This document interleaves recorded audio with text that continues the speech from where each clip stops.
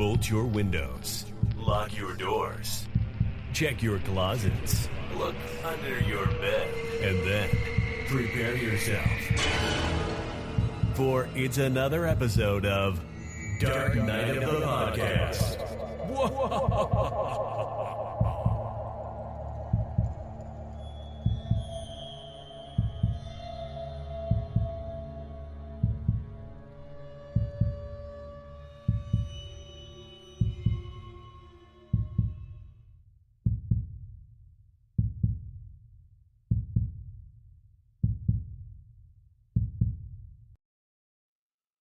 Troy, I have a feeling we're not in Davenport, Iowa anymore.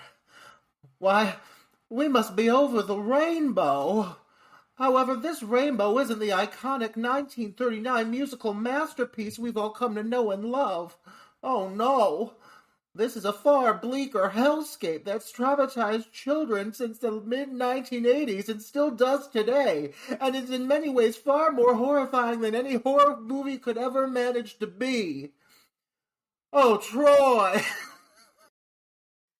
Oh, Aunt Am. Oh, how do you like my Judy Garland? I've been working on it since the age of 7. Was that Judy Garland? Well, it was Judy Garland, but you know, Fairuza Balk, I gotta say, this performance, for being a first-time performance from a child, pretty fucking amazing. And not only that, but has a lot of the subtleties of an actor who understood how to study another actor's performance. There's a lot of little inflections and little nuances that very much mirror Judy Garland's vocal delivery from the original film. Did you notice that? I think she's decent. Troy, oh my yeah. God. Oh, we're getting into one of these combos. I don't know, Troy. Yeah. Maybe it's me. Maybe it's the fact that I grew up with this movie and started watching it at a really young age, but I think... Yeah, that could be it. That could be it. Because one of my big issues with this movie is... we'll get there. We'll get... It's not that I didn't... I like the film, but I do have some issues with it.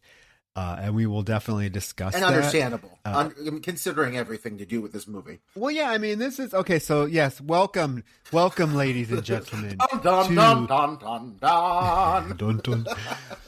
Yes.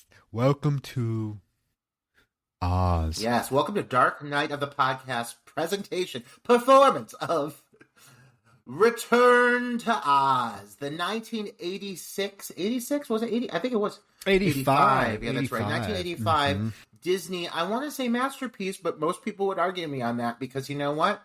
This movie was one of the biggest bombs Disney had ever had up to the time and beyond. I mean, to this day, this movie was a huge bomb. It was absolutely a huge bomb. It cost, I think it ended up costing nearly $30 million and it only made about $9 million at the box office. So they took a huge loss on this film, and there was a lot of gambling that they did with this film, which surprised me that they were that loose with putting this out in terms of some of the people they hired to do it and just kind of the direction they went with it. It almost seems like they were kind of self-sabotaging it. I don't know. That's just my reading up on it that I did. I'm like, wow. You know, I mean, I can't believe that they would make some of these choices with such a iconic, beloved, I don't want to say franchise, but you know what I'm saying? Like the predecessor. The Wizard of Oz, just to put it out there for everyone listening, I do have to say that, you know, above all, beyond any horror movie, The Wizard of Oz is my favorite movie of all time. By far. I grew up on it. It heavily influenced me as a gay man, especially. I mean, at the age of 5, I was definitely wearing some red high heels around my house, proclaiming myself to be Judy Garland as Dorothy Gale. Oh yeah, it's magical. But that movie really had a huge impact on me, and so. Me too. It's a film that my mom loved, The Wizard of Oz. So I remember, you know, my memories of The Wizard of Oz are watching it. You know, it would come on usually around Thanksgiving every year. And it just became like this yearly event for us because this was in the days before like home video VCRs were prevalent. And so the only time you got to watch a film like this was when it was on broadcast TV, and so the Wizard of Oz became like a yearly tradition. So I love the Wizard of Oz. I don't, much like you, I have memories of like as a little boy trying to memorize the words to Over the Rainbow and If I Only Had a Brain, do do do do do do do. And all the songs, and I'd be skipping down my street, pretending to be Dorothy and the Scarecrow. I mean, so yes. And neighbors would be like, "Look at that little gay boy." Just Oh, trust me, the neighbors. The one thing about this, as a fan, I'm a fan of the movie, but I also grew up a fan of the book series. I first have to just put that out there, because one of the things that really determines my appreciation for this film is, while I definitely think that they made some weird, bold choices in the artistic decisions that were made bringing this to life, I highly appreciate that they adopted a lot of elements of the book series by L. Frank Baum to adapt this and to influence most of the visuals beyond anything. I mean, the story is a direct blend of two of his books.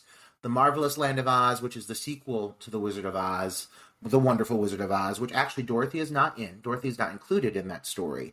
But they took that plot and they blended it with the book Ozma of Oz, and that's how they came up with the story here. And they do a really good job juggling the two. I think it makes for a very cohesive story, and not many liberties were taken outside of the universe that L. Frank Baum created. Even in blending these two stories together, they still stayed very true to like his basic formula. And I think it made for a really captivating story. It's very fantastical. But the thing about this movie that is kind of baffling is, considering how light and effervescent for the most part the original Wizard of Oz was, this movie is not really whimsical. This movie is not a musical.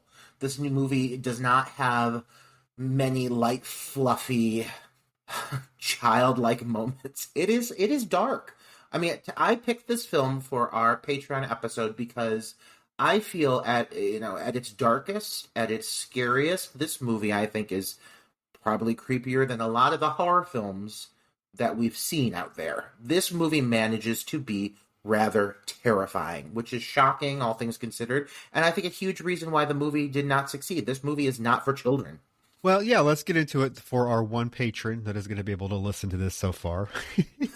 Oh, no. Oh, they're going to love we it. have two. We have two now at the tier 3 level. So we do have two that will be able to hear this episode. Hopefully, guys, we truly appreciate you. Just keep supporting us. We're going to keep doing this. Spread the word even, guys. I know you two, Andrew and Craig, are big horror fans. Spread the word about the podcast, and we're going to keep doing this. Yeah, so we are covering the 1985. This is something way outside of my comfort zone in terms of the podcast, because this really isn't a horror movie. I mean, we're covering Return to Oz, which has a lot of horror elements to it, certainly, but definitely unlike anything we've covered before. So we can get into it. And like you said, I mean, there's a lot to talk about with this film, I think, but one of the main things to acknowledge is the fact that what you just said, this film is very much based on the Frank L. Baum books and not the original film. In fact, the director, Walter Murch, who this was his first film ever that he directed, and it's only one to date. He was a very successful film editor and sound designer. Actually, he's the only person in history to win an Oscar for film editing and sound design. He won editing for Apocalypse Now. Won the Oscar for best editing, and then I'm blanking on the movie that he won best sound design for. But he really understands filmmaking, obviously, and all the technical aspects that go into it. But it was an interesting choice to choose him to direct this film with absolutely zero experience. And in fact, he was fired because as they started production, the production got so far behind because of him that they fired him. And it was actually George Lucas who came in and basically re-talked Disney into hiring him. And George Lucas made the promise that if it falls behind schedule again or there are other concerns, I will step in and take over as director. So very interesting, that this is Walter Murch's only directorial effort. to this day. But yeah, so the thing to note for people is that this film is based off the books. It's not based off the 1939 film, which is why the tone of it is so completely different. And in fact, I was getting with the point where I was going to say the director really did not want to include elements of the film, The Wizard of Oz, into this film. It was the studio, obviously Disney, that made him do it to have that connection. So that's why you do see like the glimpses of the Scarecrow, Tin Man, Cowardly Lion, and then the ruby slippers that pop up at the end. That was all studio interference to make a connection to the first film. Yeah, the original slippers in the books, for listeners who don't know, are silver, and they did pay to have the authority to use the ruby slippers, just because at this point they had become so iconic and very much a part of Oz lore and history that it would almost, I think, be distracting to have anything other than. But that is the one thing that really stands out as an MGM trait in this film, is those ruby slippers and the way they're presented here. The film basically begins 6 months after the events of the 1939 film. And we are introduced to Dorothy Gale, now played by a much younger than Judy Garland, Fairuza Balk, who we all know and love from The Craft and other films such as American History X, all kinds of stuff. Excellent actress, a very interesting actress. She was 10 when they filmed this. Judy Garland was 16 when they filmed The Wizard of Oz, so there is that kind of age, that very glaring age discrepancy. But this film takes place 6 months after the events of the first film. Dorothy cannot sleep any longer because all she does at night is lie awake and think about Oz. And Aunt Em, played by the very iconic Piper Laurie, who is Margaret White in the original Carrie, is Aunt Em in this film. And is basically, fed up with the fact that Dorothy is not sleeping. So her and Uncle Henry are going to spend some money to take Dorothy to this doctor, Dr. Worley, who specializes in electrotherapy, right? Yeah, it's amazing how, to me, this movie starts on a glimmer of like magical kind of how to word this. Like the score like flares up for a split second. You think you're going to get something really like big and fantastical. And then it really quickly pulls away to reveal like the inside of Dorothy's bedroom. And I think they almost did that intentionally, being like, oh no, we're back to reality here. And you get really quickly introduced to what is a very bleak and hopeless Kansas. The whole approach to Dorothy's journey, with her being kind of traumatized and affected by the events of the tornado, having survived it, and it basically keeping her awake at night, unable to sleep. It was, I think, the boldest choice out of everything within this film is how they handle Dorothy returning to Oz. They take her down this road of basically exploring the fact that she has some mental trauma and possible mental illness. And at that time, shock therapy, electric therapy was just really starting to be like explored, at least, as a potential treatment. Obviously now we know a lot more about it, and it's definitely not used so freely. But the fact that they have the character of Aunt Em, who in the last movie was, stern but very loving towards Dorothy, in this incarnation being so open to taking Dorothy to receive this form of treatment, is very like aggressive and off-putting, and it definitely like leaves a weird taste in your mouth about the kind of sympathetic home life Dorothy has. It seems very cold. Yeah, it's apparent right away that the tone of this film is completely different than the original one. And we're gonna hate to keep comparing it to the original one, but it's inevitable, right? I mean, the original film is iconic. And, you open with the original film with that whimsical score and Dorothy, running through a very, it's desolate Kansas, but it doesn't look, the way it's presented with the score and everything, it doesn't look like it's so bleak. I mean, this film right from the start just looks bleak. It sounds bleak, almost hopeless in a sense. And, you know, even in the fact that like Dorothy has these issues, like this is a 10-year-old girl who is having like severe side effects to a horrible experience that she had, and they're just treating it like, you know, especially like Uncle Henry, who's very just an undeveloped character in this one. He has like 2 lines, but his lines are like, "Oh, why are we spending money on her?" You know, it's like, wow, you know, this is a kid that's living with you that obviously needs some sort of help, and you're just that dismissive. Oh, we don't have the money to spend on her. Why are we doing it? Well, it's made very clear that the family is struggling to bounce back after the tornado. Like, their home was absolutely destroyed. Obviously, it was taken to fucking Oz. So what home? But Aunt Em at one point communicates that they're about to lose it to the bank unless they take out a second mortgage. They're struggling, and it's sad, and there's a lot of desperation. There's no joy to really be felt from the opening chunk of this film. I do have to say, though, they do a phenomenal job of recreating this era. It looks pretty amazing. Like, it's supposed to be like I'm assuming like mid 1800s, mid to late 1800s, and like you can tell a lot of care and attention was put into this. There's a sequence of Dorothy and Aunt Em in a horse and buggy, kind of driving through these little towns, and you just see how much detail was put into this movie. You see where that money went, you know, in this production, because it is pretty large scale. Yeah, it was filmed in London, and this whole landscape that is supposed to be Kansas is actually outside of London. It's not even the United States. But yeah, so the next day, Dorothy is out feeding her chicken Bellina and checking to see if Bellina has laid an egg, because apparently Bellina is having issues with egg laying, and Dorothy makes it clear to Bellina, hey, if you don't lay an egg, Aunt Em's going to fry you for breakfast. And as she's looking for an egg, she comes across a key that's laying in the hay that has the Oz emblem at the top of it. She runs to Aunt Em all excited, and Aunt Em's like, oh, that's just the key to our old house. It's just your imagination.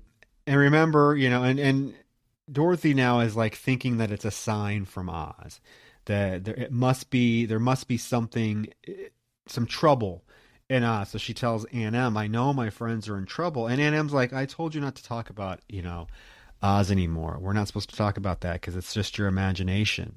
And, you know, we do get some dialogue back and forth about the fact that they are struggling, that, you know, they have to pay 2 mortgages now, and their second house that they're building to replace the one that got destroyed isn't going to be done before winter, because apparently one of the workers or Uncle Henry broke his leg or something, so he can't finish it. And so there is a lot of desperation.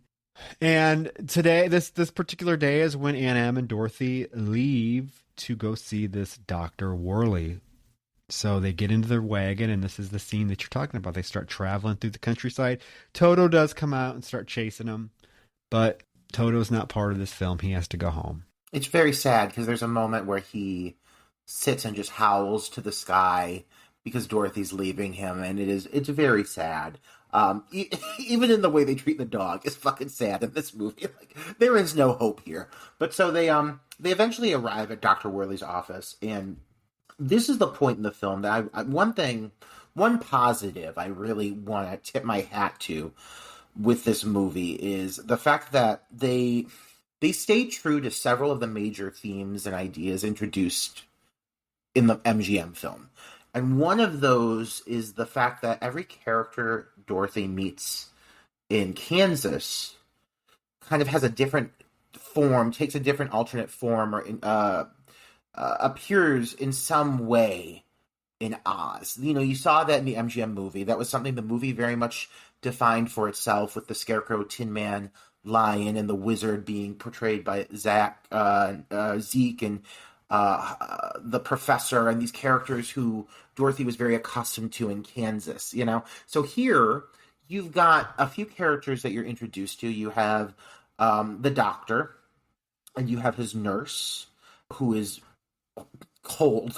This woman is very cold and very unpleasant. And there's even like a few details in some of the like key items that Dorothy sees within this office. Like there's the machine that she will eventually be, you know, given shock treatment with.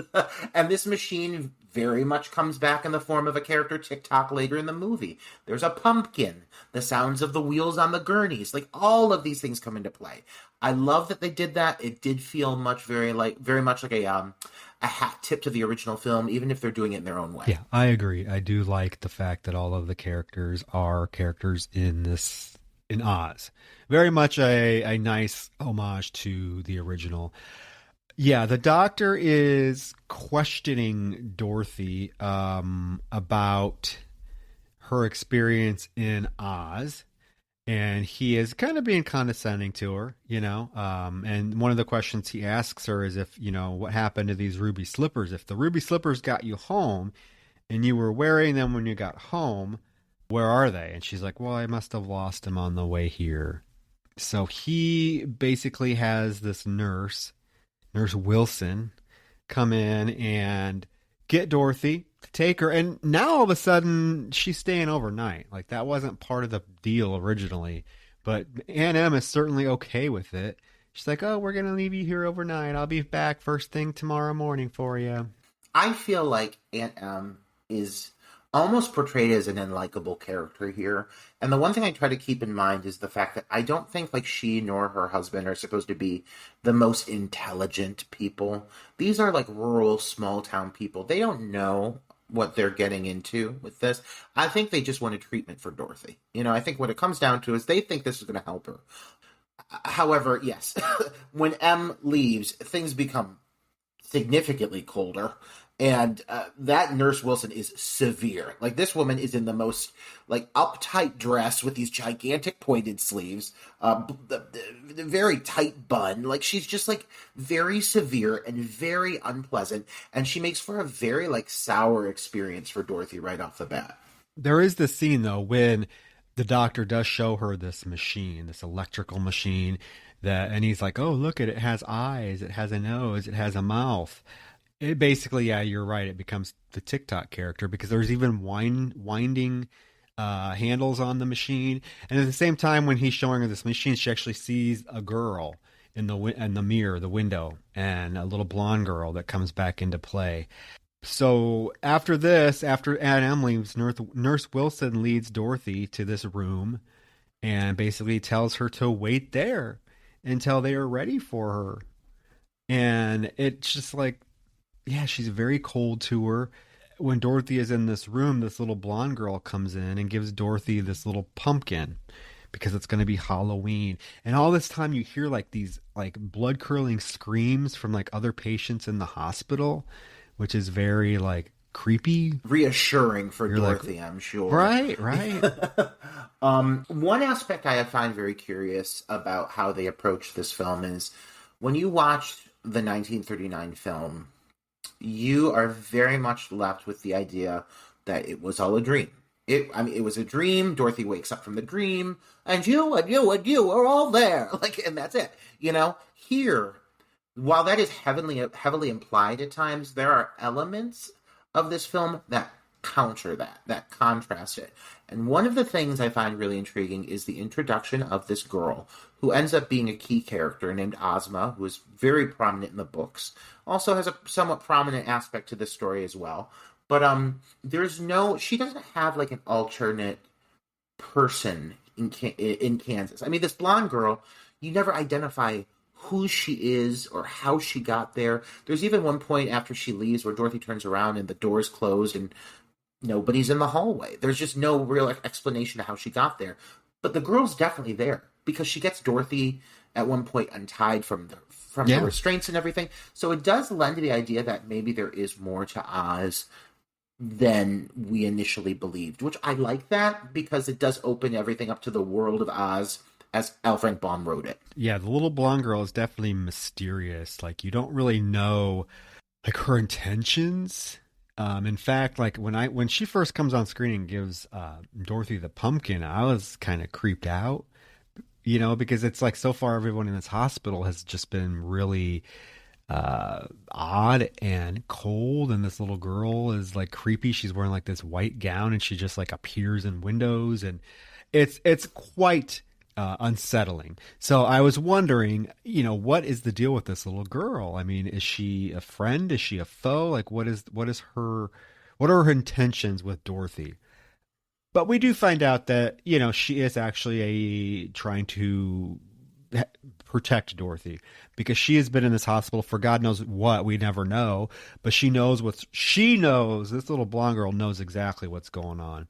And of course, like any ominous, scene in a film, it starts to rain and thunder, and the nurse comes in to get Dorothy, and this nurse like forces Dorothy to lay on this hospital bed to be strapped in, and Dorothy's like, why I don't want to lay down. And the nurse is like, what did your aunt say? Well, I have to listen to you. Then lay down. And like they make her lay down and strap her in, and she's like, I don't like this. And they're like, too bad. And the orderly and everyone is just like horribly cold. And then they wheel her into the doctor's room, the examination room. And this is when like they have some headphone like looking things that they're going to put on her, and we know what they are. Like, we know if you've watched like any freaking movie about a mental asylum, from years ago, you know exactly what this is. Yeah. Right. You get a lot of like One Flew Over the Cuckoo's Nest vibes from this particular part of the film, or like Nurse Ratched, the electroshock therapy, which, you get all that stuff here. So you realize they're about to electrocute this little girl, like literally. Yeah, and you think about this like in the context of what this film is, and like this is the first. I mean, the whole movie's been pretty dry and melancholy at this point, but this is the first moment where you're like, whoa! Like I did not think this was going to go here. Like there are no singing munchkins. There's like, they're about to like, treat this girl with electroshock therapy and try to erase her memories of Oz, and luckily things don't go as planned. The power goes out just as they're about to put these headphones on her and start the process. And the timing couldn't be better. Because if things worked out, Dorothy would definitely be a vegetable at this point. The power goes out, and immediately they start hearing those blood-curdling screams. And the doctor expresses obvious concern, and basically everyone is instructed to leave the room and go address what's going on in the cellar. Leaving Dorothy alone, tied down. And she's there for a moment, alone, and all you hear is like the humming of the machine behind her. It's very unsettling. And all of a sudden, the blonde girl appears. Yeah, it's basically like, right as they put the headphones on her, and right as they're getting ready to turn on the machine with a little crank, the lights go out. Yeah. And right now we should really, the viewer should start to figure out that this really isn't a kid's film. Because think about it, like little kids, like 5, 6, 7-year-olds would have no idea what's going on in this scene. No idea. When the lights go out, the little blonde girl comes and unstraps Dorothy and tells Dorothy, we have to get the hell out of here because they are really, they're what she says something about they're ruining the patients, or they're doing something to the patients. Dorothy asks what the screams are, where they're coming from. And she says they're the patients who've been damaged and are now locked in the cellar. Yes. I knew it was dark like shit. That's dark. I mean, that is some dark shit. Like, so what this hospital is doing is they're doing electroshock therapy on people, but they're not successful all of the time. And the people they're not successful with, they just lock away. Like, I mean, Dorothy is just barely escaping being permanently damaged. So they flee. They flee the room, and they go to flee the clinic, and they're discovered by Nurse Wilson, who delivers an absolutely horrifying it's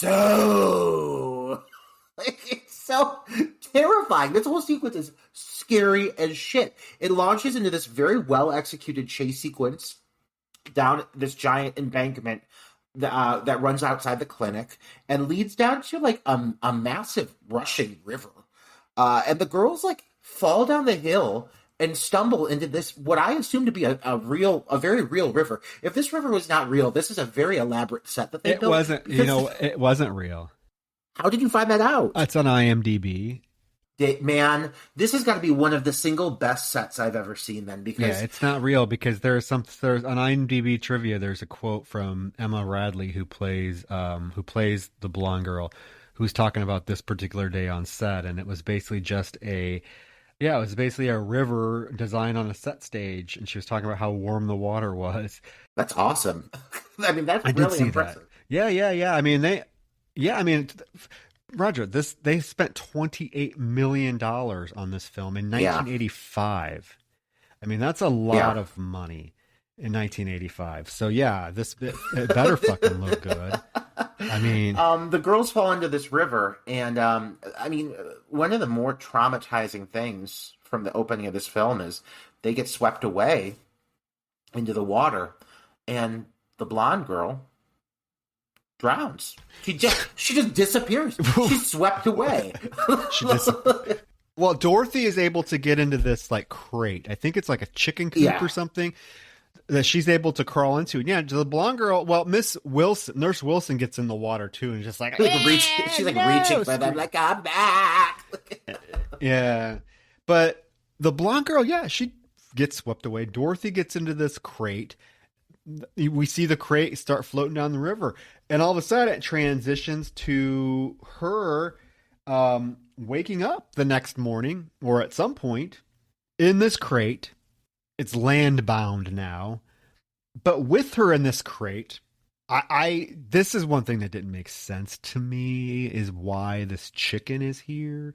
It is a chicken coop. It is a chicken coop. Well, yeah, but okay. Belina, the chicken from earlier in the film, is now with Dorothy. Well, to me, that doesn't make sense because Belina was not with Dorothy when she went to the hospital. And if you're looking at consistencies, like, there's generally, these films are very consistent. Like, things just don't appear out of nowhere. Like Toto in the original Wizard of Oz was with Dorothy in Oz because he was with her in the house when the house landed in Oz. Okay. Same thing with, like, I think they were trying to do with having Toto run after Dorothy in this one. We thought, okay, Toto's going to be a big part of this. He's going to be in Oz with her again, but she makes him go back home. But there's no, like, she doesn't have Belina with her. Belina's back at the farm. I know, I'm making a big deal. I know, Roger. It's the fucking Return to Oz. I know. No. You know what? Well, a few things. First of all, it is straight from the book. This aspect of the journey is taken from Ozma of Oz. Both the chicken coop and the chicken herself. I think what we're seeing here is, whether or not this is real, whether Dorothy is actually in Oz, she sees certain things that bring elements of Kansas to Oz. Like, for example, the TikTok machine is manifested in the form of TikTok later on. Dorothy, before she's swept away and I'm assuming knocked unconscious, what have you, in this chicken coop, Dorothy climbs into a chicken coop, symbolic of this character, Belina, who is a representative of something from Kansas carried over. I get what you're saying, but you know what? I fucking love this chicken. Oh, don't you come for this chicken. I was just going to say the opposite. This fucking chicken. Shut this fucking chicken up.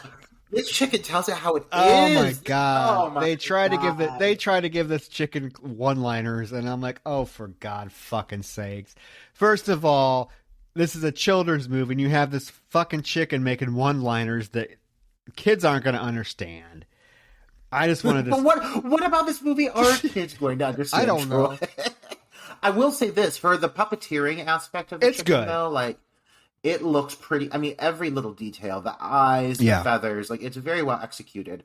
And she's very prominent in the play of the story. She is. Again, straight from the books. They have a little witty banter.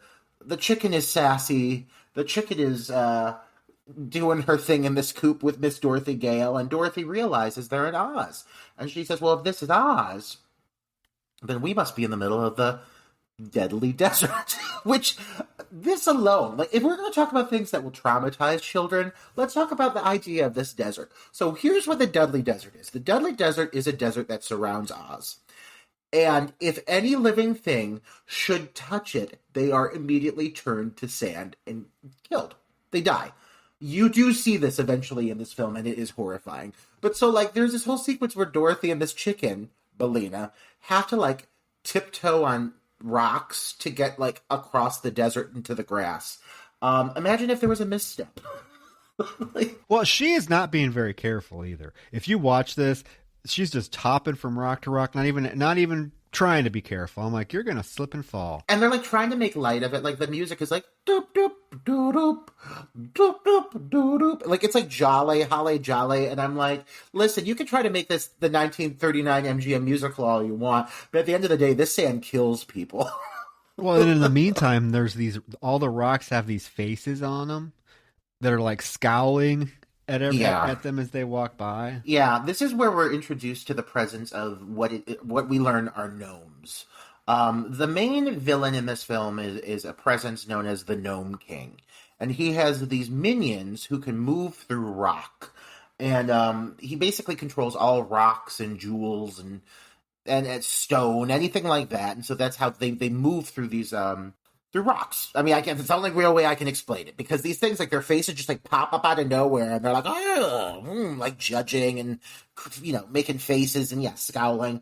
But it does introduce us to some of the early, what I find to be pretty damn impressive, claymation in this film. One of the standout elements of this movie, and one of the main reasons I wanted to sit down and talk about this, aside from it having these really prominent horror elements, is, I mean, for this era, this film is a masterclass of practical effects. Like, there are so many amazing practical effects in this movie.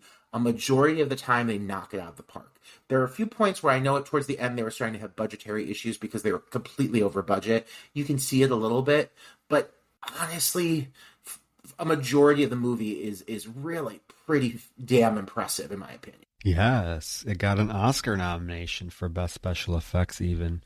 As much of a flop as it was, it still got that Oscar nomination. So they want to have breakfast, so they find these things called pale trees. So lunch pail tree. So they get to pick lunch pails off of a tree, which again was a cool little like beacon back to being in Kansas, because at the doctor's office, actually Annie M gives Dorothy a lunch pail. But the nurse takes it from her and says, oh, well, she won't be needing that because we have very good food here. So now, I mean, and it's the exact same type of lunch pail that she had at the doctor's office. She's able to pick from this tree. And she picks one, and they go and open it up, and the lunch pail contains a ham sandwich. Oh, thank God it's not chicken. Oh God, I was just gonna. I know Belina's making like, God, it's not French. Oh, shut up. I love that bitch. Me and Belina out on the town. This is another nod to one of the traits from the book series. This happens in the books. You could tell that they really paid attention to the source material, which I appreciate. But basically, what this point of the journey brings us to is Dorothy comes upon the original farmhouse from the initial journey to Oz. I really love this moment. I love that she kind of revisits where it all began. You see the house, it's destroyed, it's still standing, but it's just a wreck. But she kind of peeks through the windows and everything. But this also draws her attention to the Yellow Brick Road, which, you know, as we know, started in Munchkin Land, but now there's no Munchkins, there's no life around, there's nothing, and the Yellow Brick Road is a shadow of its former self. Yeah, the Yellow Brick Road is pretty much destroyed. It's crumpled. Everything looks so like, this is one thing I kept thinking. It's only been 6 months, but this place literally looks like it has been decaying for 50 years. And I get it. I get why. It's because, you know, the Gnome King was able to use magic to destroy everything. But like, things are overgrown. It looks like it's been desolated and dilapidated for way longer than 6 months. One thing I appreciate about this, Troy, is like, if we're really going to look into, like, if we get deep with the story with this, and one thing about this movie that I don't think it gets enough love or appreciation is everything about Oz represents Dorothy and her state of mind. That's why you see so many little details that tie into her presence in Kansas. It's carried over into her subconscious. And I think what we're really seeing here is Oz is destroyed. It's in a state of disarray because, I mean, as deep as it is, and I wouldn't expect to get this deep with a movie like this, but it represents Dorothy's state of mind. It represents Dorothy, right now, in the midst of like mental trauma, everything's in disarray. She has no control over it. She's trying to regain control.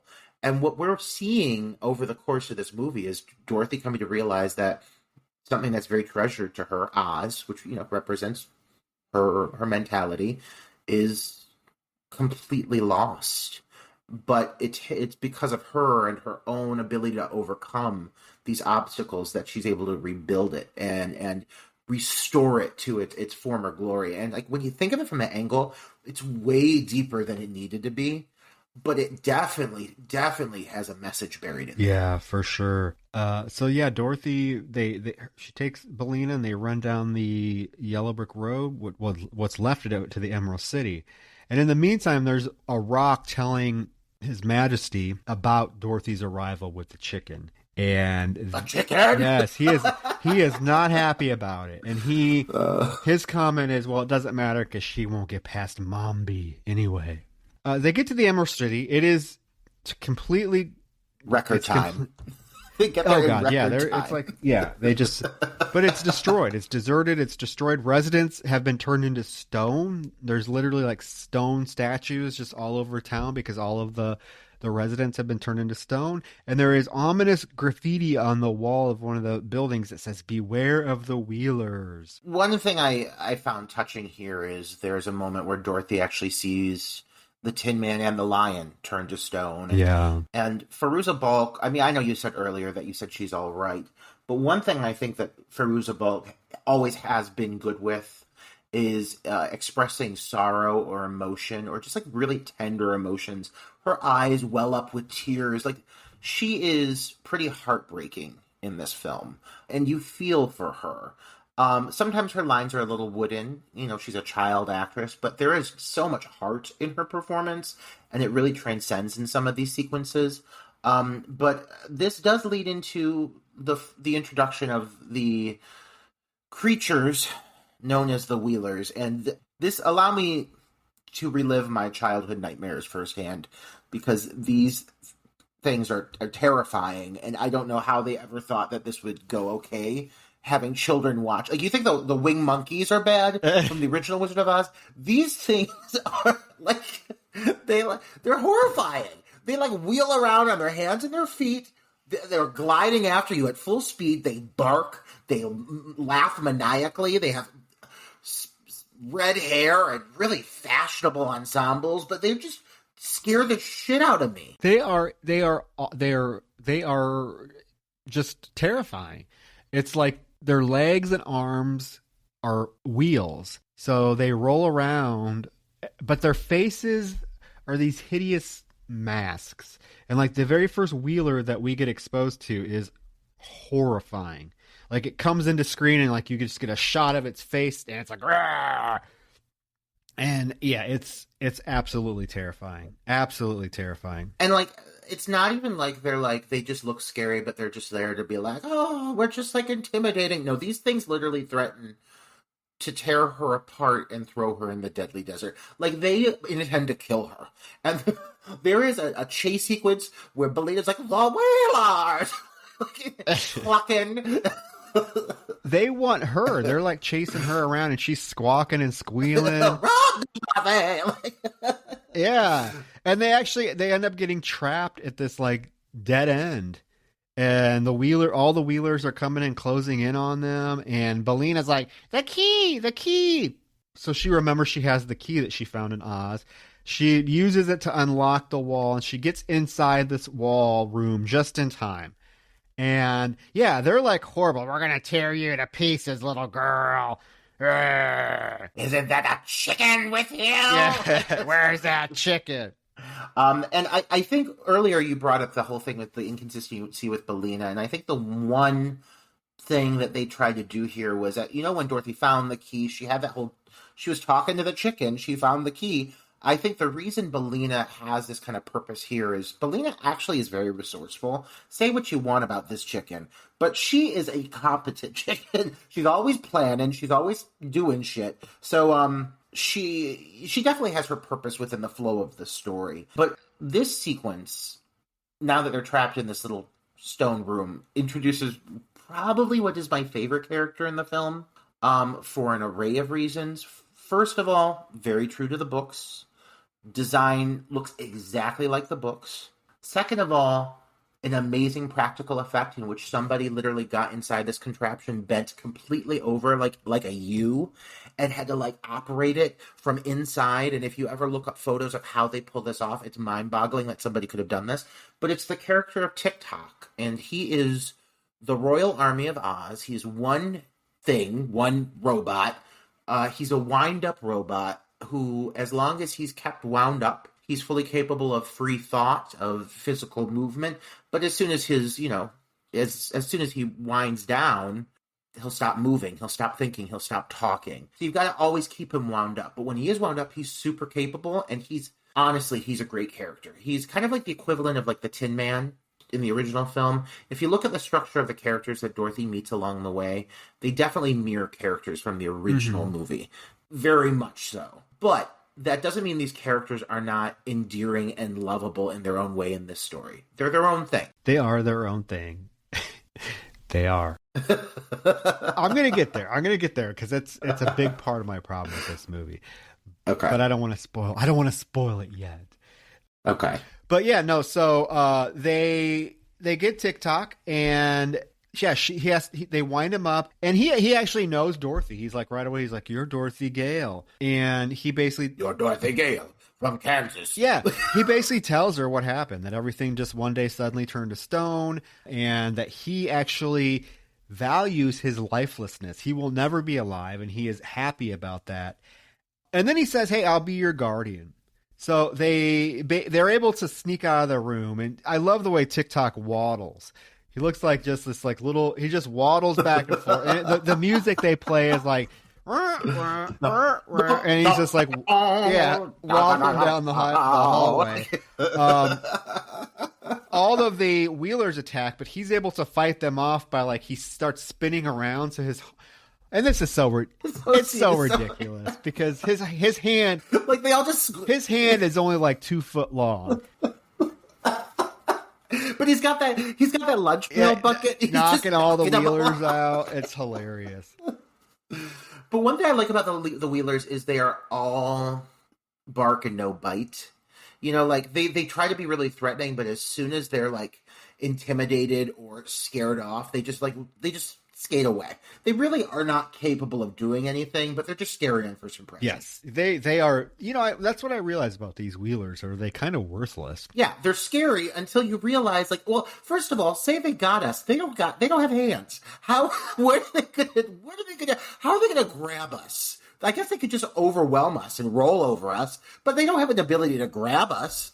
There's no thumbs. Yeah, no, they're not doing anything. So we find out that through Tic-Toc or actually through one of the Wheelers that they capture, that they won't let go, that Tic-Toc won't let go. We find out that it was the Gnome King that turned everyone in Emerald City to stone, and Dorothy wants to know where the Scarecrow is, and he's like, the only person that may know where the Scarecrow is Princess Mombi.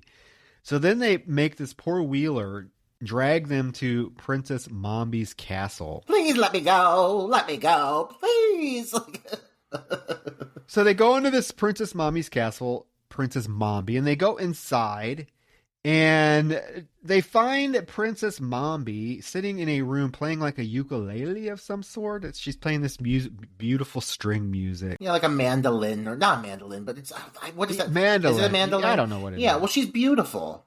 She looks stunning, and she's in this beautiful mirrored room. She sees Dorothy, and she wants to go put on something more comfortable. So she takes Dorothy along with her, and we enter this hallway that is full of heads, like decapitated heads.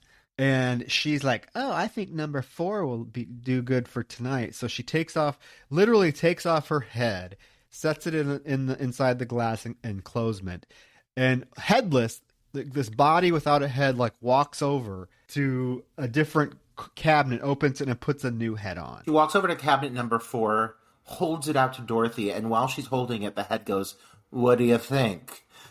Dorothy's like, "You're very beautiful." And she's like, "Well, I should hope so."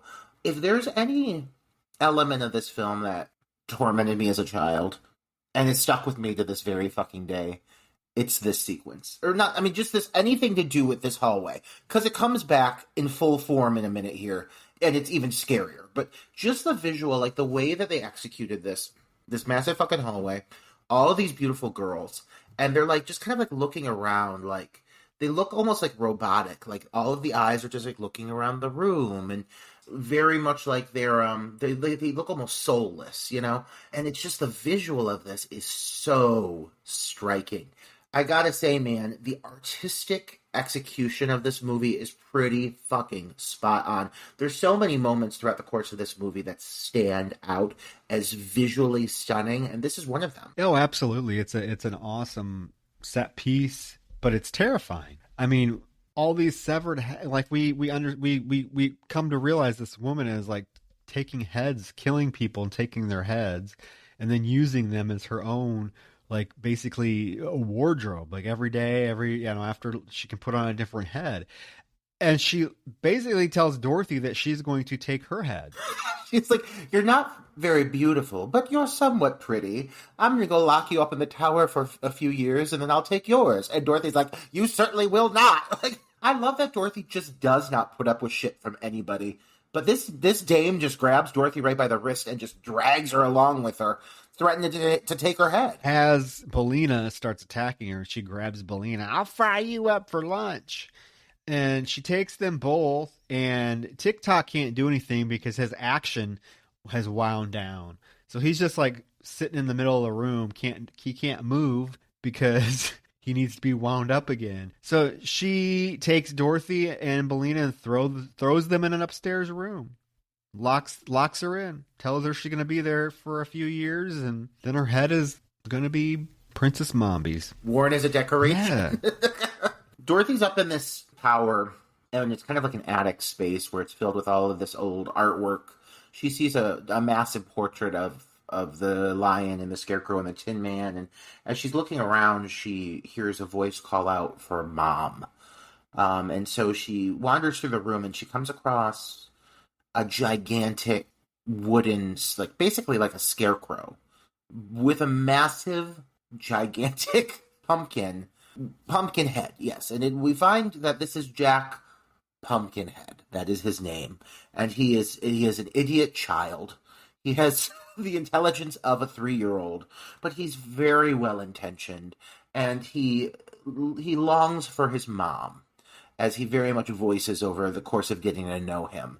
But he informs Dorothy that he was constructed to play a prank on Mombi, to scare her, and Mombi did not take it well, and she locked him up there. But his mom was locked up there with him, used what's something called the powder of life to bring him to life.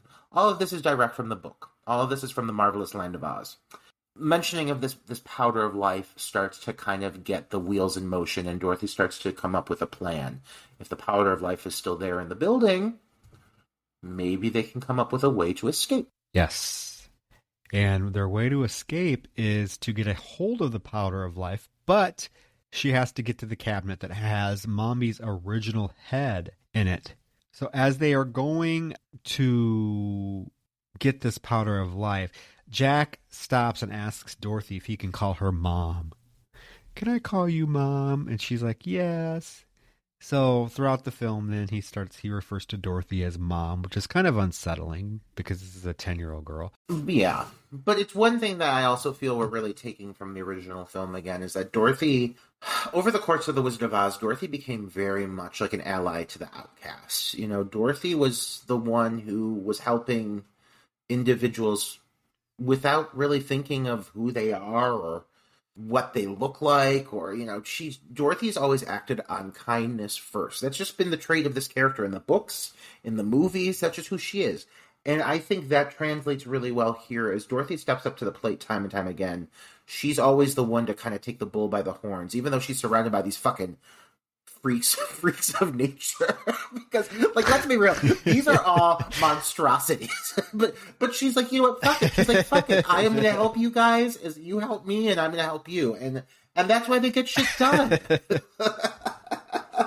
Yeah, these characters are Jack is terrifying. Like he's like 8 feet tall, and just with that. God, and then you see his hands. They're like these long, creepy sticks. I'm not sure what they were going with this thing to make him like likable, because he's a sweet character, but he looks terrifying. Look up the original design from the book. Identical. I mean, they really did. Jack, TikTok, the Gump, Belina are all very much taken from the original design. So that's really just L. Frank Baum being fucking weird. Yeah. Well, the Gump. Okay, so we're gonna get to the Gump. So basically, the plan is to go get the powder of life. She instructs TikTok and Jack Pumpkinhead to go upstairs and start building a sleigh from the sofa and everything. They put like leaves on it, and they put a Gump head, like this like moose-like creature's head on the front of it. She goes and actually gets into the cabinet and gets the powder of life, and Mommy's original head is in there. And right as she's reaching for this powder of life, the head's like turns around like screams, wakes up all the other heads, which in turn starts screaming in their enclosements. Wakes up Mommy, who has been no head, but she's been snoring, but she doesn't have a head. I know. Listen, if there's one scene in this whole movie that stands out to me, and has withstood the test of time for me, it's this sequence. It's Dorothy's sneaking into this hallway, stealing the key off of, because she has to take the key off of Mombi's wrist, and then sneaking down this hall, and she opens the door to mirror 31. I think it's mirror number 31. And she opens the door, and behind the mirror is Mombi's original head, which is Nurse Wilson. I mean, it's played by the same actress, so there's this tie-in. And they keep cutting back and forth, kind of the commotion upstairs. TikTok, they have already like wound up his action, but they forgot to wind up his brains, so he's starting to like lose his shit, and he's like tick-tock, tick-tock, tick-tock, like he's just like kind of going crazy. And as that's happening upstairs, Dorothy reaches into this little cabinet where the head is stored to take the powder of life, and she accidentally knocks over a little jar. The eyes open immediately, and the head delivers this line where it goes, Dorothy Gale! And it's fucking nutso. It's so horrifying. I can't think of a movie that scares me more than this. So, and Dorothy goes to grab the powder of life, and the head tries to bite her, and it snaps at her, and all of these heads are just blankly screaming. Meanwhile, Headless Mombi sits up with no head, and she just like sits the fuck up and starts marching at Dorothy with no head. It's terrifying. It's terrifying. Yeah, it is. So Mommy grabs a head and puts it on, chases Dorothy back up to the attic, and they have built this like sleigh, I guess. And Dorothy starts to sprinkle it with the powder of life, and nothing's happening. And they're like, "You got to read the directions. Maybe there's some magic words." So Dorothy says these words that are on the can, and all of a sudden the moose head or the Gumps wakes up. And it's like, "Arr!" This poor fucking thing. Like this monster. He's like a Frankenstein monster built from scraps. The words she says are weog, teog, peog, and immediately the powder of life takes effect. This poor fucking freak of nature that's been brought back to life. I want to point out, when Dorothy was running up the steps, there was a moment where she was trying to find the door in the glass, because the door is hidden in this wall of glass, and she saw the reflection of the figure of a girl kind of luring her towards the glass, and it was the right way. It helped her find this doorway. So now this Gump is barely alive and horribly constructed, and apparently somehow, some way, he's supposed to transport them, but he's not even confident in himself. Like, nobody is confident in this plan whatsoever, but they have no other options, because Mombi is down at the bottom of the stairs screaming, Dorothy Gale! Like, it's terrifying. Well, they all get into the sleigh, this Gump sleigh, which again, it's a sofa with a moose head tied to it, with some like palm leaves tied to the side of it as wings. It would absolutely not work. How would this thing? Yeah, I want to see how this thing would ever fly. But they get in it, and just as Mombi busts through the door, she gets the sleigh to go, and it busts out the window, and they fly into the night. I think if there's one moment from this film that has kind of gone on to be like the iconic visual, that striking visual that's associated with this film and referenced or montaged or used for promotional purposes, it's this image of what happens here of the Gump taking off to the night sky and flying off with all of the characters atop, heading towards the Gnome King's mountain. It's a very extravagant, magical sequence, and for a moment you think they're going to plummet to their deaths, but of course they don't, and somehow they make it work. Somehow he takes off and manages to fly with those goddamn palm leaves, and that somehow support the weight of not only his massive contraption of a body, but all of these freaks of nature that are packed into him, and they're off to the sky. And Mombi is not pleased. She is not pleased. She sicks the Wheelers to go after them, even though they're flying. Dorothy basically just tells the Gump to fly towards the gnome castle, because that's one thing she could see when she was locked in this room. She could look out the window and see the gnome castle. So she just tells the thing to fly towards the gnome castle. The Wheelers are basically trying to give chase, but they can't because they're on the ground, and actually it's dark out. So like there is a scene of the Wheelers, a bunch of them like they're not paying attention, so they go right into the desert of the deadly desert and like disintegrate immediately. Yeah, it's terrifying. One of them like lands in the sand and instantly turns into sand and just starts crumbling, and the rest of the Wheelers are just like deadly desert, as if it couldn't be more horrifying. As this is happening, Mombi is back at her palace, the Emerald City, the former Emerald City, playing her mandolin. And she sees in the glass, she sees the figure of the girl appear again. And this is the first time you hear it referenced, but she basically says, Ozma, nobody remembers who you are. Pretty soon there will be nobody left who knows who you are at all. It's a very maniacal moment, but it does start hinting towards the presence of Ozma. So fans of the book series will appreciate that for sure. It's morning, and of course, I'm surprised it took this long, but this contraption they built starts to basically fall apart, right? Like it starts to, like parts start falling off of it. The head starts to become attached. And actually, Jack is like jolted from it as it's falling apart in his head. His head falls off and starts falling down falling to the ground. And they actually are able to, able to grab it, and everything just breaks apart. All of a sudden, everything breaks apart. The sofa falls to the ground with a clump. All of them are flying through the air. There's a shot of like Dorothy just falling through the air as everyone hits the ground, and she just happens to land seat up on the sofa. Just boop, right on the sofa. I love this moment because she like lands there and she like looks around and everything's like fine for a moment. Jack's head lands on his body, yeah. Why are you all standing upside down? Yeah.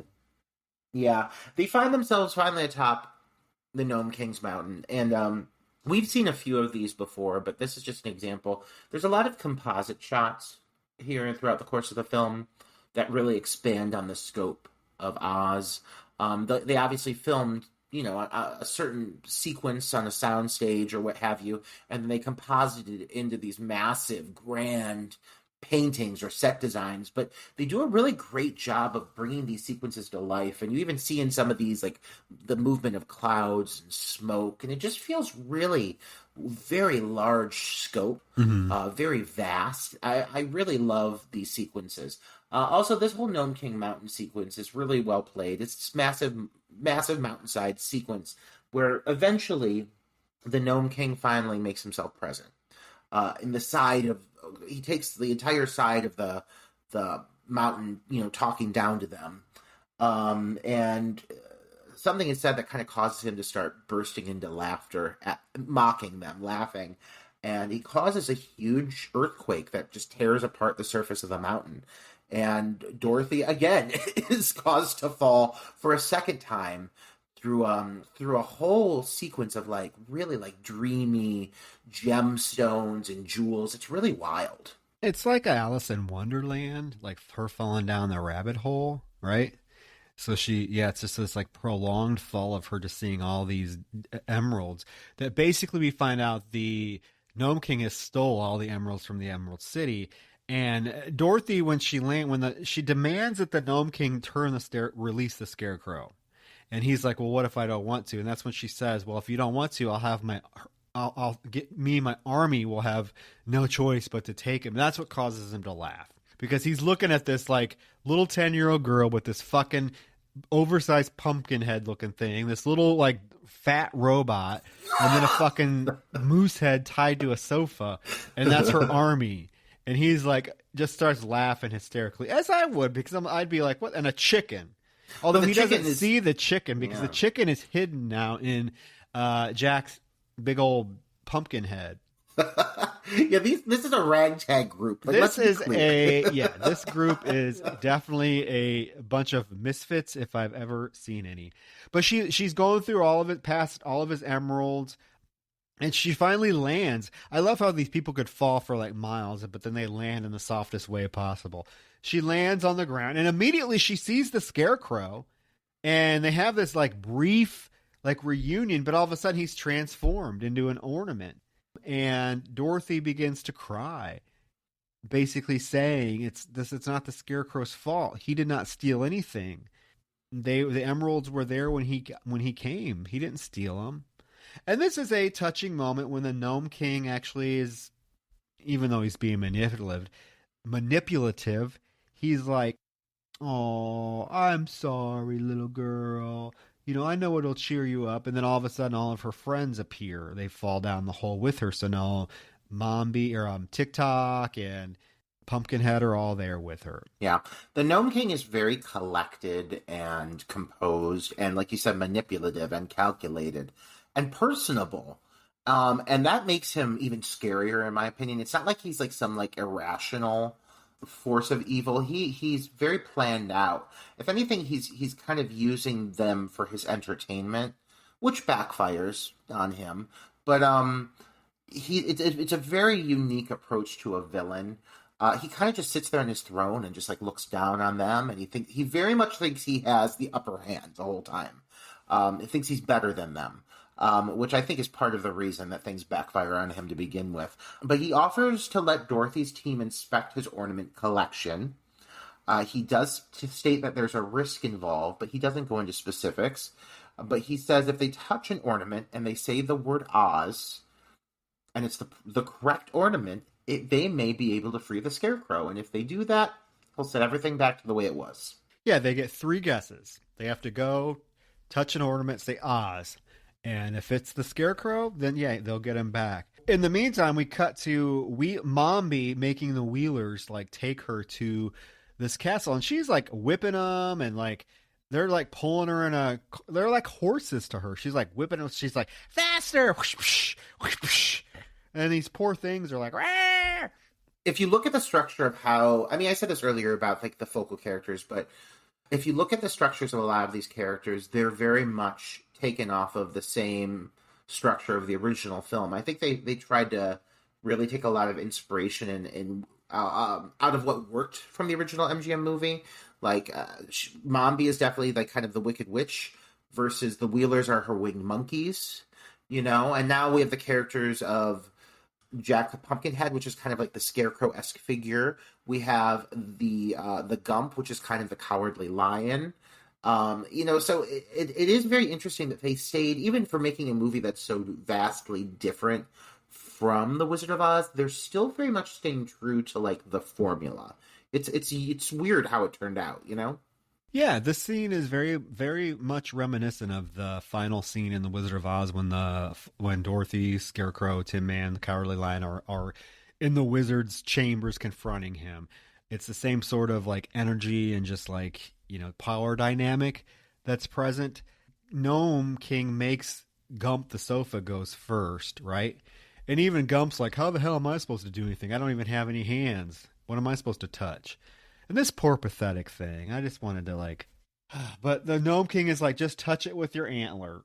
So the poor thing, dragging a sofa behind that it's tied to, goes into the chamber to take his turn. And in the meantime, the Gnome King makes some refreshments for Dorothy, which happen to be limestone pie and hot melted silver, which you would think would kill somebody, especially a 10-year-old child, but she is eating it like it looked delicious. But you tell me, Troy, that this shit, like, I see this and I go, like, get me into that layer, like, get me some of that limestone pie. Oh my God, and that hot melted silver, like, okay, yeah. Yeah. I thought the exact same thing. I said, wouldn't that kill a child? But for some reason, she's all right. You know, we've seen weirder things in this movie already.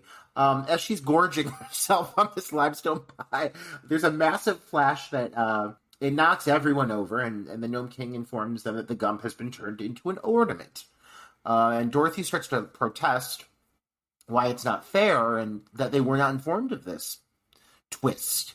Yeah, they weren't informed of the fact that if you got it wrong, that you were going to be turned into an ornament. And he's like, well, you didn't ask. He's a piece of shit. And she's like, yeah. She's like, it's not fair. And he's like, well, shut up. Do you want to end up in my furnace? And he causes this big fire to appear. So they have no choice but to play along. So now Jack Pumpkinhead is next. And this is the moment we really do see that Bellina is hiding inside of his head, right? So the Gnome King has no idea that there's a chicken among him. Lest there be a chicken. But yeah, and it's been very much voiced that chickens are forbidden in Oz. Like, let it be clear, she has to hide.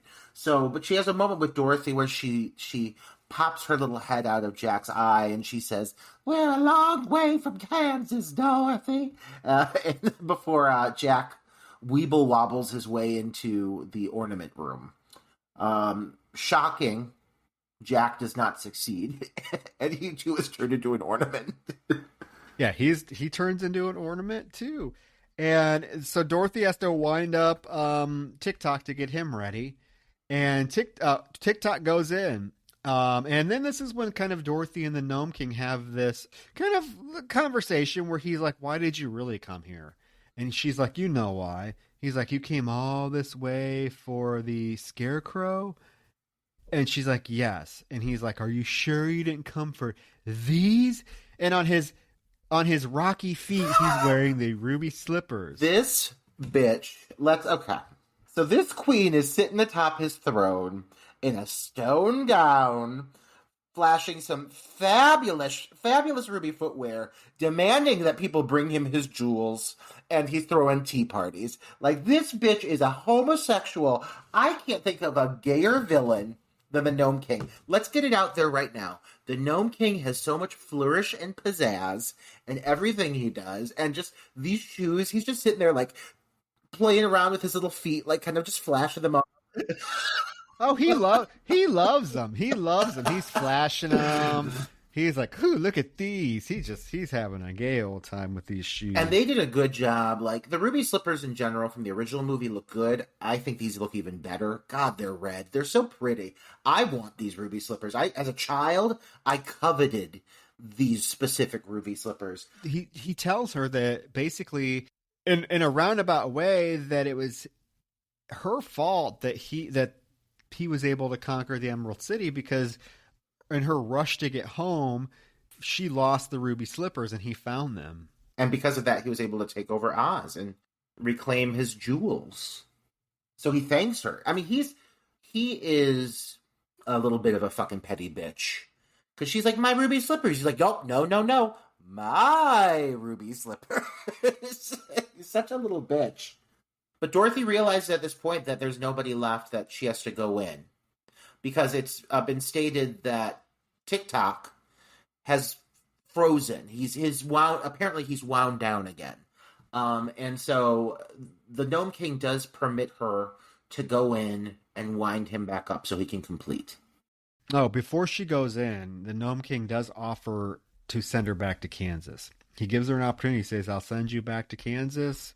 And she's like, well, what about my friends? And he's like, well, you don't worry about them. There's nothing you can do for them now. And she's like, no, I'm going to stay. Basically, she gets in and she realizes that TikTok did not really need to be wound up. It was basically just a ploy to get her in there. And he has this idea that he's going to guess wrong, and then she will be able to see what he gets turned into. And that might be able to help her figure out like what everyone else has been turned into. So he guesses wrong and it's turned into an ornament, but it's too fast. So she doesn't really see what it is. It just happens really quick. She can't figure it out. At this time, Mombi shows up at the castle with all of her wheelers and like demands to be let in. And Dorothy now is the last one. So she guesses her second guess is wrong. So she uses her third guess. She basically just says, fuck it at this point. So she's like going to play eeny, meeny, miny, mo. So she just closes her eyes, spins around in a circle a bunch of times, and just goes over. And the first thing she touches is what she's going to say, Oz. And she guesses, and it actually is the Scarecrow. He appears. Yeah, the Scarecrow was preserved in the form of a beautiful emerald. Yeah. And so Dorothy realizes that he was green, and maybe this is like a theme. Maybe this is something they need to look out for. Green items. Meanwhile, it's been cutting back and forth with what's going on with Mombi, and I really like how they pace this out, because it's like mounting and building suspense. The Gnome King is basically proclaiming that he is going to, pretty soon he's going to be fully human and take over Oz. And one thing I want to acknowledge is if you watch him over the course of this whole sequence, every time one of the characters gets turned into an ornament, he starts to look more human. And at this point, his beard is no longer rock. It's actually hair. It's no longer claymation. It's very much the actor in makeup for the last several scenes. And it's very prominent. It looks very cool. The makeup and just the effects on the Gnome King over the course of all of these sequences really stand out.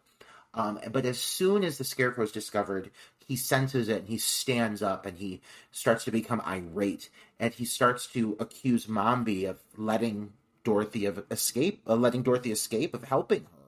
And Mombi's pleading with him. She's like, I wouldn't help her. But he flips his shit and he traps her in a cage. Yeah. And she's like, ah! Screaming.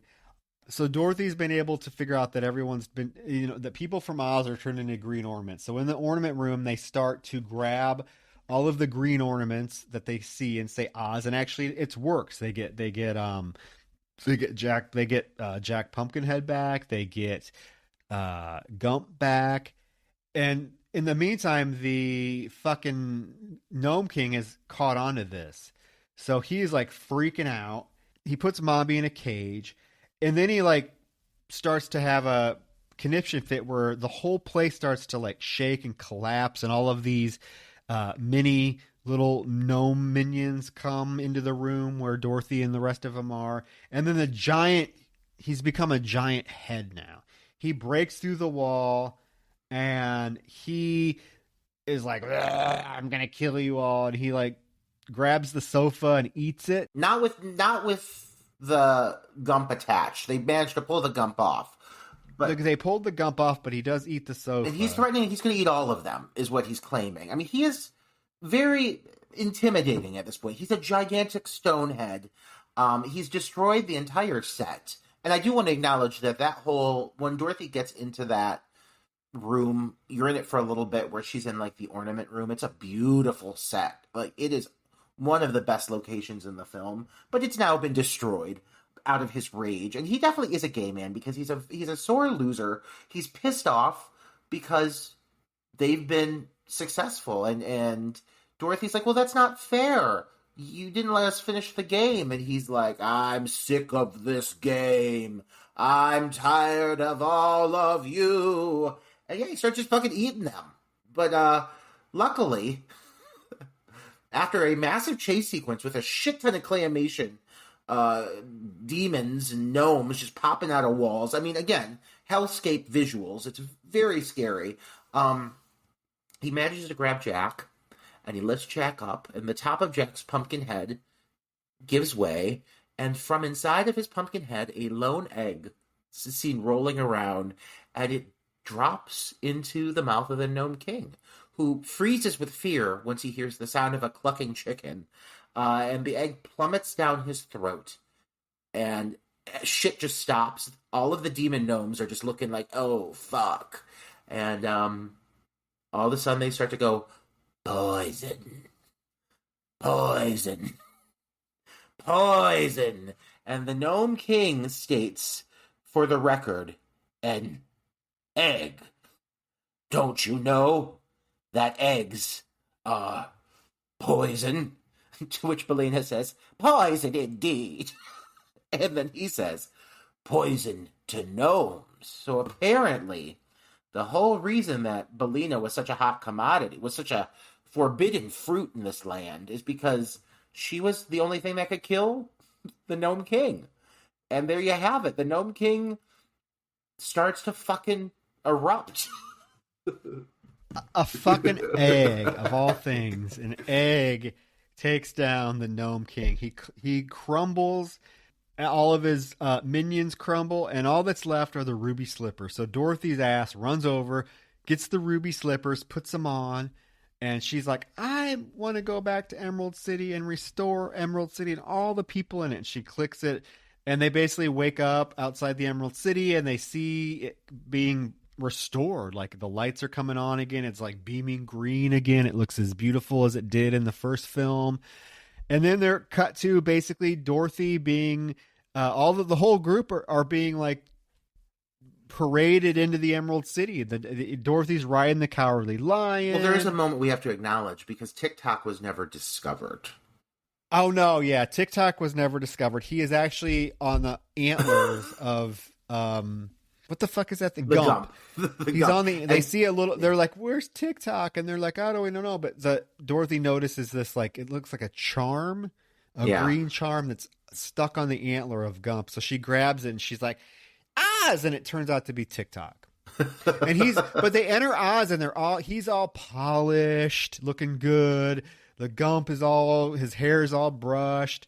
Pumpkinhead is looking good. They all got makeovers. Mombi is being like paraded through the in her little cage. Yeah, she's been brought to justice. She's riding the Cowardly Lion, and the Tin Man's there, the Scarecrow's there. Although they look nothing like their characters from the original film. They went more like with the book version of the characters. And basically, the crowd starts to chant that they want Dorothy to be Queen of Oz. And be the queen, the queen of Oz. She politely declines and says she has to get back home. That's where she belongs. And at the same time, she sees a girl appear in the mirror in this beautiful green and white gown. And it's the blonde-haired girl from the beginning of the film that saved her from the hospital. Dorothy goes over and pulls her out of the mirror. And we find out this is Ozma of Oz, who is the rightful queen of Oz, who was Queen of Oz before the wizards showed up. But Mombi kidnapped her and hid her away so that nobody knew where she was and that nobody could find her. But now she is rightfully the Queen of Oz. Dorothy even gives her the ruby slippers. Yeah. And Ozma does state that Dorothy stripped Mombi of her powers, and a witch without powers is a miserable creature indeed. To which Mombi goes, that's a fact. Like Mombi is so weathered and worn. I love it. Oh, for sure, for sure. So Ozma tells Dorothy, I will send you back to Oz. However, I'm going to come and visit you periodically and check up on you. And if you ever want to come back, all you got to do is tell me, and I will bring you back and you can live here. She clicks through the ruby slippers, and before you know it, Dorothy doesn't even really have a chance to say goodbye to everybody. She's like, oh my God, I didn't know what's going on. So she's hugging everybody, and all of a sudden, she wakes up on the banks of the river that she escaped in at the beginning of the film. Yeah. Belina's opted to stay behind. Yes, Belina. Yes, I forgot about Belina has stayed behind. She's wearing a beautiful necklace, a charm necklace. Dorothy's discovered by Toto, which I thought was very adorable. She's laying in the dirt. She sits up. Toto runs right up to her. You get a really cool, like, first-person perspective of Toto's point of view, running up to Dorothy, and she embraces him. And Uncle Henry finds her, and everyone celebrates. Dorothy's back again. Dorothy has survived another traumatizing experience. She has, and they take her back home, and there is a scene of her in her new bedroom. The house is miraculously finished. This house that was like a skeletal thing that we saw, it's now finished, and it's beautifully decorated. So who knows how long she was gone this time? But she looks into a mirror, and Ozma appears holding Bellina. And looking royal. Yeah, and Dorothy's like, Aunt Em, come see this. And in the reflection, Ozma shakes her head no. And so she's like, oh, okay. And so we hear Aunt Em's voice saying, Dorothy, what's going on? And Dorothy says, nothing. It's just a reflection. But then Aunt Em's like, why don't you go outside and play? And Dorothy does. And she runs outside with Toto. And the closure of this movie, for being such a downer of a film at times, it ends on a very positive note. I feel like it ends very much on a note of Dorothy gaining a grasp of what she's been struggling with. And that whole moment with what she saw in the mirror, realizing that she doesn't have to disclose everything, that she can have her secrets and have her knowledge of Oz for herself, and whether it be true or not. I think Dorothy's journey was very much a coming-of-age story, even more so than the first one in some ways, And I do feel that this movie, for all of its hiccups and pitfalls, does a really good job of seeing this character overcome this challenge and come out better, a stronger version of herself in the end of the movie. I will say, for as dark and bleak as most of this film is, the ending is pretty, I would say, optimistic. Like, Dorothy actually seems happy. Like, the film ends with her going outside and playing. Like, we end on her running around, playing happily with Toto, chasing Toto around. Everything seems fine. Like, it seems like this really hasn't affected her. Like, she accomplished this task of restoring Oz to its original, glory. And that was enough for her. Like, that completed her, desire to somehow have Oz back in her life. So the ending of this film is, like I said, as depressing and dark as most of it is, the ending is actually pretty, I think, positive. Yeah. Yeah. And I think in some ways, this movie was just promoted as being something it was not, which was as a children's film. But if you look at it as a film, like almost maybe even like a young adult, or just like a fantasy for adults in general, I think if you've had a little more life experience, you can appreciate this material way more, because there's so many hidden meanings behind every little character, every little decision that's made, everything Dorothy overcomes, the forces of evil that she defeats. I think this film really, like, it has a bad rap. It unfortunately sits in the shadow of the original film, which is just so much a pinnacle, a landmark of cinema in general. Like, there's no way I think any movie is ever going to live up to that, any sequel, any retelling. But for this being the first one, I think a lot of fans probably expected something very specific, and that's not what they got. If you could separate that, if you could step away from it and not expect the MGM movie, if you cannot expect a flight of fancy in the sense of something light and effervescent, and know that you're going to get something deeper and darker with a lot more meaning, then I think there's a lot to be enjoyed here. There's a lot to be impressed by. The effects, the claymation, the set, the locations and set pieces, the creature designs, the costumes. I mean, just everything is on top of its game. Yeah, from a technical standpoint, the film is great. I just feel like they were at a disadvantage from before they even began filming, because I mean, you're talking about The Wizard of Oz. You're not talking about making a sequel, technically, you're not, it's some obscure film that isn't really embedded in pop culture. But when you're talking about making a sequel, quote unquote, to the Wizard of Oz, which this really never was supposed to be anyways, a sequel to the Wizard of Oz, it was supposed to be its own thing. You are at an uphill battle right there. I mean, and then to do it in such a way that it is totally the antithesis of what the original film was, yeah, you're not going to be received very well. And this film was a box office bomb, critical disaster for the most part. It's almost like, it almost to me is like The Exorcist versus The Exorcist 2. You know what I mean? Like, you have this iconic film that made such an impact on pop culture and was a box office sensation, a critical sensation, followed by a sequel that tonally was completely different. It reminds me of that. But if you can separate all of that stuff and just watch the film for what it is, it's enjoyable. Now, I'm going to get to my problem with the film, and then, we don't want to ramble too long, but my problem with the film versus the first one is, I know you said you think Fairuza Balk is great, was exceptional. She's fine in the role.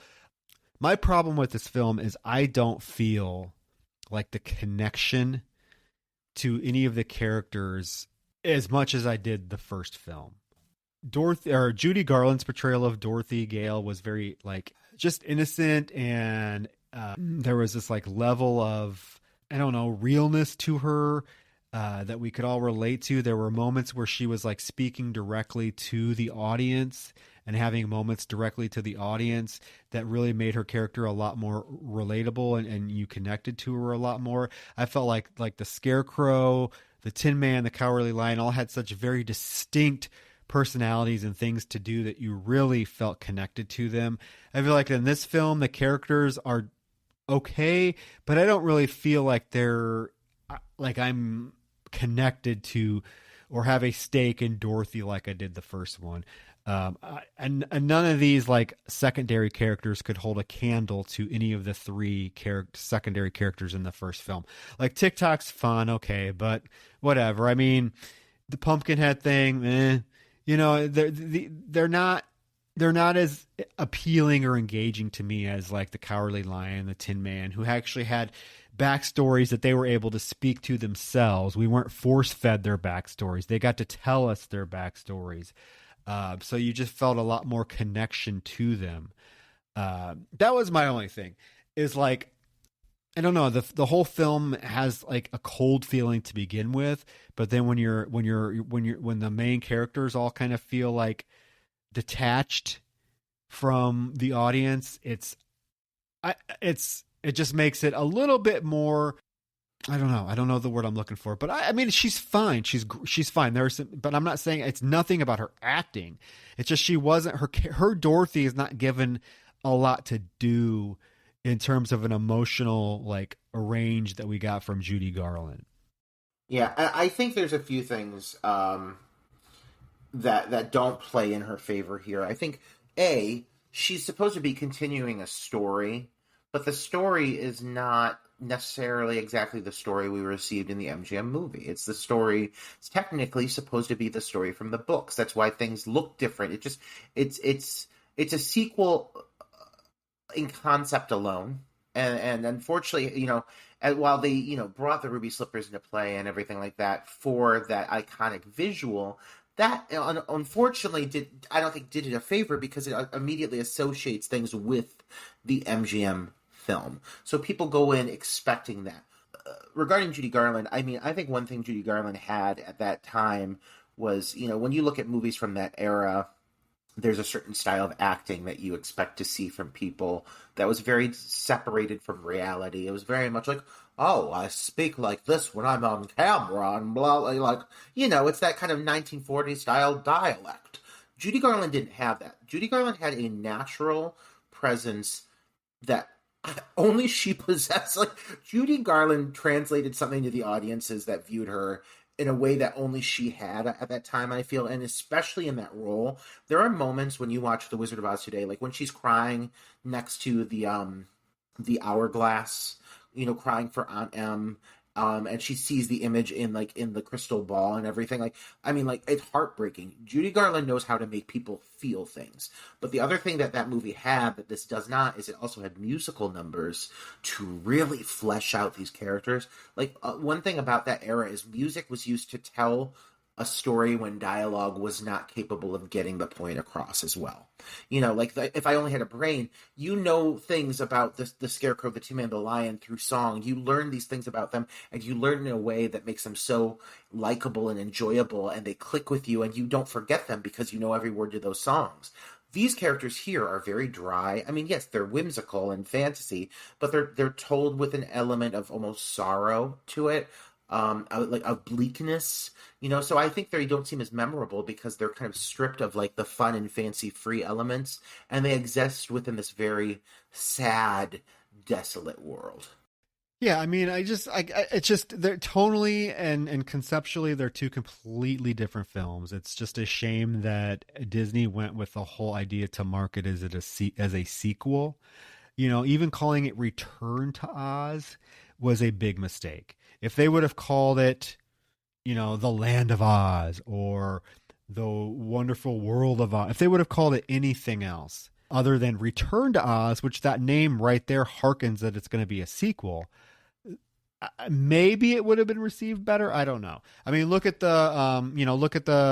Oz film that just came out. Well, it didn't just come out, but the newest one, directed by Sam Raimi. That was called the Wonderful Wizard of Oz. What is that called? That was called Oz the Great and the Powerful. Okay, so see, something like that. We know it's going to take place in Oz, but it doesn't necessarily tell us it's a sequel. If they would have done something like that, maybe, it would have done a little bit better. But still, it's a film that I enjoyed watching. I hadn't seen it in its entirety since I was probably 7 or 8. And I just never watched it again because I just remember it being not good. But that was the perception because I was comparing it to the original.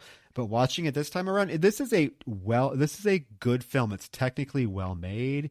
There's a lot of really cool, interesting concepts. There's cool set designs. It's technically a well-made film. I feel like you revisit it, and just revisit it from the idea that it's really not a sequel to the film, the original film, but more of a sequel to the original book. And you may have a lot of much more appreciation for it. Yeah.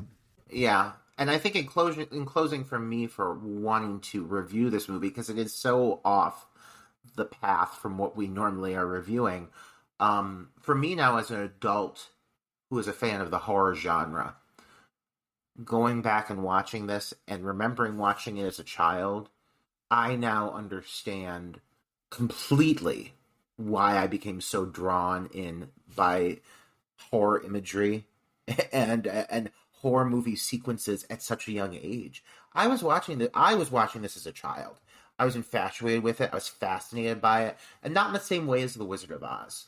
In a different way. I was scared of this movie, but this definitely opened the gate, the doorway to darker material and scarier material. But for this this should not have been introduced to children by any means. But because it really, I think this helped solidify my love for things scary, for things that fall within this genre. And you can absolutely see that influence here. And there are moments of this movie that I think are rather terrifying. Oh, absolutely. Absolutely. There are definitely terrifying moments. The Wheelers, the heads. Yeah, lots of stuff that is just dark, super dark. But even like the original film had the flying monkeys. Those are some of the most terrifying things ever to be put on film. So it's not like the original didn't have dark elements to it. I mean, we had a fucking witch that would lock Dorothy in a chamber and set a hourglass before she was going to kill her. I mean, the best witch performance of all time, by the way, Margaret Hamilton. Yes, she should have been nominated for an Oscar for that. Oh, absolutely! I say that to this day. But yeah, guys, it's coming. That's Return to Oz for our Patreon. So, yeah, so that's it. So thank you for joining us. Thank you. And we will, That's our two. We did Megan is Missing and Return to Oz. So next month, polar opposites. two polar opposites. We haven't decided our December picks for Patreon yet, but we will definitely post them on our Patreon page when we get them, when we decide. We have a very holiday themed December coming up for our regular feed. We do. And we have, to close out November, we have 2 more reviews coming. We have Unhinged with special guest Jay Palmieri Jr. And then next week we have Curtains with Brandon Paris, who is part of the Death Drop Gorgeous gang, who we love to death. Because he is lovable, likable, and really nice to look at. Well, I meant the film, Roger, but I like him. You're being too. a pervert. No, they're all hot. They're all hot, though. Every single one of those boys are hot. Oh my god! But yeah, guys, thanks, Troy. Thanks for tuning in. Thank you. Yeah, and remember, keep up with the Patreon and spread the word. And let us know what you want to hear. Yes, let us know. We will put a poll up and see if you guys have some suggestions for us for December. Because yeah. All right.